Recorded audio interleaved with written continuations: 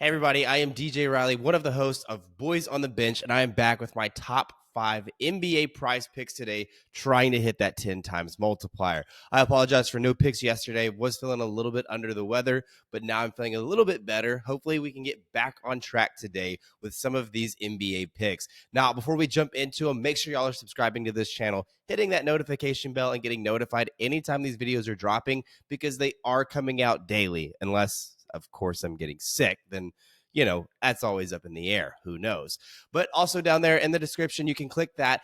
In there, you can find the link to our X profile where all of these picks are being dropped. They're 100% free. No need to worry about it. Follow along there if you are not able to watch these videos on a consistent and daily basis. Also, down there in the description, you will find a link to Daily Grind Fantasy, which you will hear me reference throughout this video on a consistent basis. It is one of the best positive EV betting tools that is just comparing the daily fantasy apps like PrizePicks, which we are doing today, and comparing them amongst all major sports books with their optimizer tool. So definitely check them out in order to be one of the better profitable sports better this year. So anyways, let's go ahead and jump into these top 5 picks that I have for you today. First on this list is Josh Green going over 16.5 points plus rebounds plus assist. Does have a 1-game history versus this New York Knicks team, and that was on January 11th. And in that game, we saw him get 23 points plus rebounds plus assists in 35 minutes of play. So definitely cleared that line the last time that the two of them played each other. Now, if we look at what Daily Grind Fantasy is giving us, they're giving us a 51.8% chance of hitting with an average juice of minus 126. Now, looking at recent performances, he's hit this line in 4 out of his last 5 and 8 out of his last 10. And then if we also go to his last 15, he's hit it in 11 out of his last 15 games. Now, also looking at his last 15 games, we can see that he's shooting the ball an average of 9 times per game. So looking at throughout this season, anytime that he's even shot the ball 8 times per game, he has hit this over in 18 out of 20 of those games. The Knicks have struggled versus the small forward position these past 2 weeks, allowing small forwards 6 out of the last 9 small forwards to get at least 20 points plus rebounds plus assists, with 4 out of those 6 going for 30 plus. So really, how the New York Knicks have ranked versus small forwards throughout the entire season in terms of points, rebounds, plus assists, they've allowed the 4th most. So they've struggled versus this position greatly this entire season. Josh Green has been on a tear these last 10 to 15 games, playing very well. So really love him in this matchup. But let's move on to the next pick that I have for you, and that is Wendell Carter going over 11.5 points. Again, has a 1-game history versus the San Antonio Spurs team on January 31st. So not too long ago, a little over a week ago that they played each other. In that game, he had 14 points on 26 minutes of play.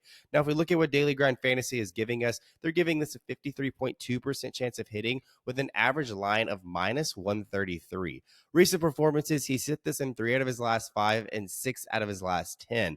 Now, where I really like him in this matchup is 11 out of the last 12 centers versus this Spurs team have all scored double digits, and that is even including the backup centers as well. So really, Spurs versus the center position have been so bad. They've allowed the 3rd most points to this position, and I do not see that changing today. Again, in their last matchup, you could see that Wendell Carter was a focal point in that matchup versus the Spurs, where we saw him shoot the ball 7 times, but then he also had 8 free throw attempts. So they were feeding him the ball like crazy, and that was only on 26 minutes of play. So I expect a lot of the same in this matchup today.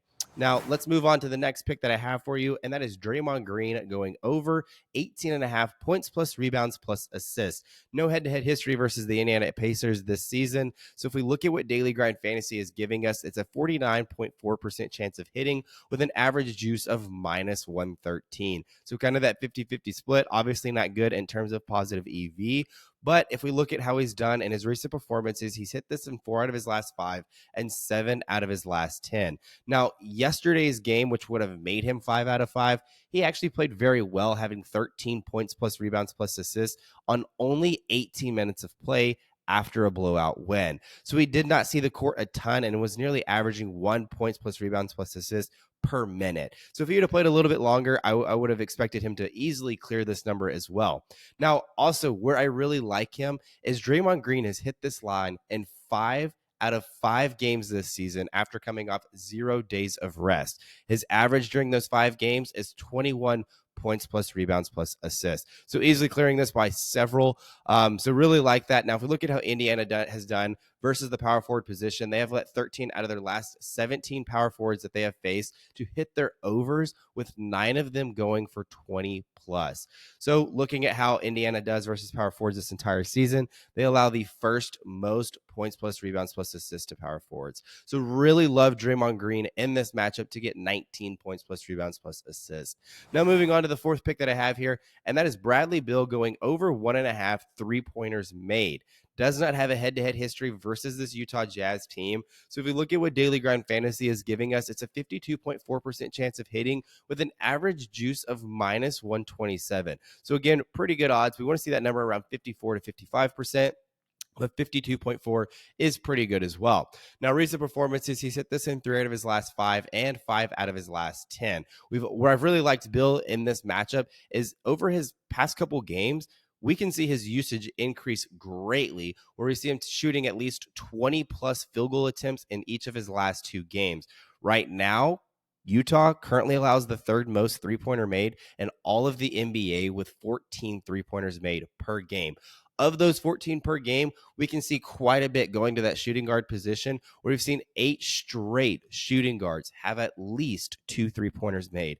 So Utah versus shooting guards, for 3-pointers made, they allow the 2nd most. Bradley Beal is elite from outside, so really love him getting 2 3-pointers here today. Now that brings us to our last pick today, and that is John Collins going over 21.5 points plus rebounds. Has a 2-game history versus this Phoenix Suns team, and it was his most recent matchup was November 19th, and in that game he had 27 points plus rebounds and 43 minutes of play.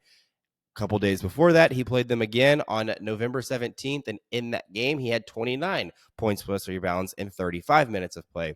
So easily cleared this line, having 27 and 29 when we're only looking for 22.